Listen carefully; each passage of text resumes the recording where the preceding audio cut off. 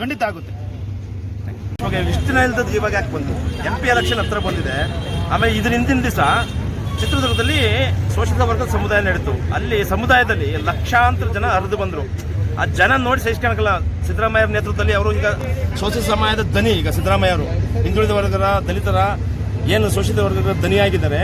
ಇದನ್ನು ತಡ್ಕೊಳಕ್ಕಾಗದಲ್ಲೇ ಮಂಡ್ಯದಲ್ಲಿ ಇವರಿಗೆ ಭಯ ಹುಟ್ಟಿತು.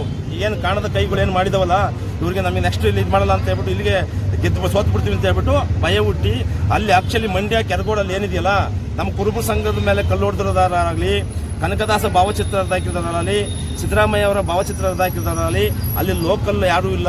ಅವರ ಫೋಟೋಗಳನ್ನು ಪರಿಶೀಲನೆ ಮಾಡಿ ಅವರು ಕರಾವಳಿ ಬಂದಂತ ನಾನು ಅಲ್ಲಿ ಹೋಯ್ತು. ನನಗಿರ್ತಕ್ಕಂಥ ಮಾಹಿತಿ ಅಲ್ಲಿ ಮಂಡ್ಯ ಕುರುಬ ಸಂಘದ ಪ್ರೆಸಿಡೆಂಟ್ನಲ್ಲಿ ಮಾಹಿತಿ ತಗೊಂಡಿದ್ದೀವಿ. ಅವ್ರ ಫೋಟೋಗಳನ್ನ ಅವ್ರ ಆಧಾರ್ ಕಾರ್ಡ್ ಚೆಕ್ ಮಾಡಿದರೆ ಅವರೆಲ್ಲ ಕರಾವಳಿಯಿಂದ ಬಂದಂತ. ಕರಾವಳಿಯಿಂದ ಮಂಡ್ಯಕ್ಕೆ ಯಾಕೆ ಬರ್ತಾರೆ? ನಮ್ಮನ್ನೇ ಈಗ ಯಾಕೆ ಟಾರ್ಗೆಟ್ ಮಾಡ್ತಾರೆ? ಈಗ 500 ವರ್ಷಗಳ ಮಂಡ್ಯ ಜಿಲ್ಲೆಯಲ್ಲಿ ನಮ್ಮ ಸಮಾಜದ ಹಾಸ್ಟೆಲಲ್ಲಿ ಏನು ಇವತ್ತು ಕಿಡಿಗೇಡಿಗಳು ಆ ಸಿದ್ದರಾಮಯ್ಯ ಫೋಟೋ ಹಾಗೂ ಕನಕದಾಸರ ಫೋಟೋ ಹೊರದಾಕಿರೋಂಥ ವಿಚಾರ, ಆಮೇಲೆ ನಮ್ಮ ಹಾಸ್ಟೆಲನ್ನು ಧ್ವಂಸ ಮಾಡಿರೋಂಥ ವಿಚಾರ ನಾವು ಇವತ್ತು ಜಿಲ್ಲಾ ಕುರುಬರ ಸಂಘ ಅದನ್ನು ಖಂಡನೆ ಮಾಡ್ತೀವಿ. ರಾಜ್ಯ ಸಂಘನ ಇದನ್ನು ಖಂಡಿಸ್ತೀವಿ ನಾವು.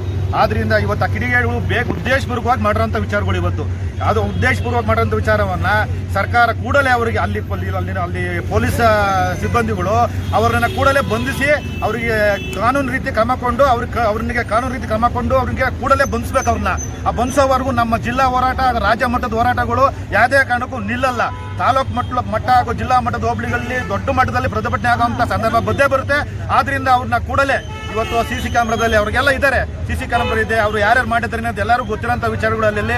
ಆದ್ದರಿಂದ ಜಿಲ್ಲಾ ಪೊಲೀಸ್ ವರಿಷ್ಠಾಧಿಕಾರಿಗಳು ಮಂಡ್ಯ ಜಿಲ್ಲೆಯಲ್ಲಿ ನಡೆದಂಥ ನಮ್ಮ ಕುರುಬ ಸಂಘದ ಹಾಸ್ಟೆಲ್ನಲ್ಲಿ ಏನು ನಡೆದಿದೆ ಆ ಘಟನೆ ಅವ್ರನ್ನ ಕೂಡಲೇ ಬಂಧಿಸಬೇಕು.